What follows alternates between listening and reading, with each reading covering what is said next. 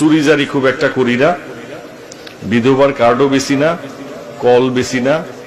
আল্লাহ তাআলা এই সুনামের জন্য হালুয়াঘাট বা দুবরাতে যে সুনামটা অর্জন করেছে এটাও আল্লাহ তাআলার রহমত। চুরি করলে হয়তো কটা পয়সার মালিক হইতাম, কিন্তু আমি খেয়াল করে দেখেছি যে সামান্য দিয়েই চলে, এত বেশি প্রয়োজন নাই। এটা আমার ব্যক্তিগত মনে হয়, আমার মত। পোশাক আশাকের ব্যাপারে অনেকে প্রশ্ন করেন যে ধর্মসভায় যায়, টুপিও পরে না, পাঞ্জাবিও পরে না। আমি একটা বিষয় আপনাদের নলেজে আনছি, সেটি হচ্ছে আমার রাসূল সাল্লাল্লাহু আলাইহি সাল্লাম যেদিন মৃত্যুবরণ করলেন, খুব মন দিয়ে শুনবেন, সেদিন তার ঘরের বাতিতে তেল ছিল না, তেল জ্বালানোর, আগুন জ্বালানোর মতো। উনাকে যে কাপড় দিয়ে দাফন করা হয়েছিল সেই কাপড়ের মধ্যে 100 তালি দেয়া ছিল।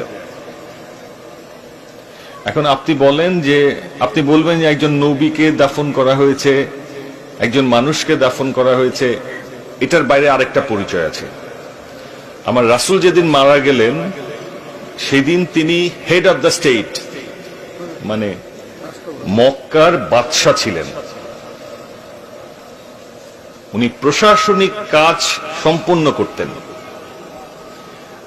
মক্কার বাদশার দাফন হয়েছে, কাফনের কাপড়ের মধ্যে 100 তালি দেয়া ছিল। সুতরাং আপনি যখন আমার দিকে তাকিয়ে কাপড়ের দিকে তাকান, তখন এটা কোনো নগণ্য বিষয়।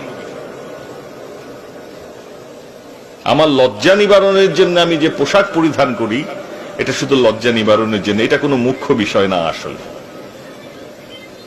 আপনি যখন জানবেন, আপনি যখন বুঝবেন, আপনি যখন কোরআনকে বিশ্লেষণ করবেন, আপনি অনেক বেশি ভালো হয়ে যাবেন।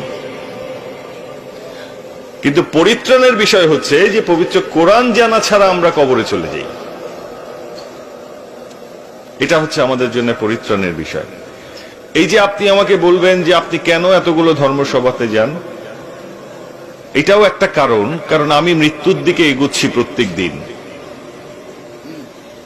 প্রত্যেক মিনিটে, প্রত্যেক সেকেন্ডে আমি আস্তে আস্তে কবরের দিকে এগোচ্ছি। আপনারাও যারা এখানে মানুষ রয়েছেন। সুতরাং আমি চিন্তা করছি আপনার চেয়ে আর একটু বুদ্ধিমান হয়ে, যে আমি ওই যে কবরে শুয়ে থাকব, তখন যাতে আল্লাহ তাআলার রহমত আমার উপরে নাজিল হয়। তার মানে আমি আপনার চেয়ে বুদ্ধিমান। আপনার কাছে আমার আহ্বান থাকবে, এখানে যারা যুব সমাজ আছে, যুব সমাজ ভালো পথে নাই, এটার প্রমাণ হচ্ছে এই পর্দার বাইরে গেলেই দেখবেন। এখানে যতগুলো মানুষ ধর্মসভায় বসে আছেন, তার 2 গুণ মানুষ বসে আছে বাইরে। তার মানে প্রমাণিত সত্য যে আমরা আমাদের সন্তানদেরকে মানুষ করতে পারছি না। এখানেই প্রমাণ। এই পর্দার পরে শুধু তাকায় দেখেন অবস্থাটা এখানে কি। এই যে আমি ধর্মসভাগুলোতে যাই, আমি দেখছি তো চেহারাটা দেখছি। 5000 মানুষ এখানে থাকলে 15,000 মানুষ বাইরে থাকে, তারা এখানে ফুর্তি করতে আসে। আজকে যে এই যে আবুল কালাম আজাদ আমাদের ছোট ভাই, আমাদের সম্পদ এগুলো। এই যে আমার ভাই একজন বসে আছেন, এই যে আমার মান্নান চাচা, কালাম আমার ছোট ভাই একটু আগে বয়ান করলেন, এগুলো কিন্তু আমাদের সম্পদ। তারা ছিল বলেই আজকে কিছু অন্যায়ের বিরুদ্ধে প্রতিবাদ হয়। চেয়ারম্যান বলেছে এটা, যে আমরা তো আসলে সব কথার প্রতিবাদ করতে পারি না, তারা আছেন বলে এগুলোর প্রতিবাদ হয়। এখন আমি আপনার কাছে বিনয়ের সাথে বলবো যে আমরা যারা রাজনীতির সাথে যুক্ত আছি, সমাজনীতির সাথে যুক্ত আছি, তারা খুব বিব্রতকর অবস্থায় দিন যাপন করি।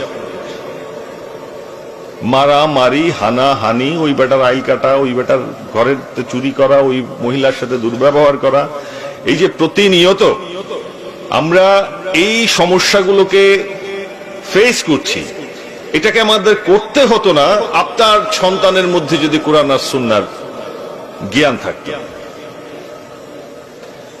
আপনি পুলিশ বানিয়েছেন, আপনি সেনাবাহিনী বানিয়েছেন, আপনি র্যাব বানিয়েছেন, আরো আইন প্রয়োগকারী সংস্থা শেষ নাই। জজ ব্যারিস্টার বিচারপতি তো রইলই, আপনি অপরাধ বন্ধ করতে পারছেন? আমি একটি কথা সব সময় বলি, সব জায়গায় বলি, মাদ্রাসা পড়ুয়া একটি ছেলেকে আমি অন্যায় করতে দেখি না।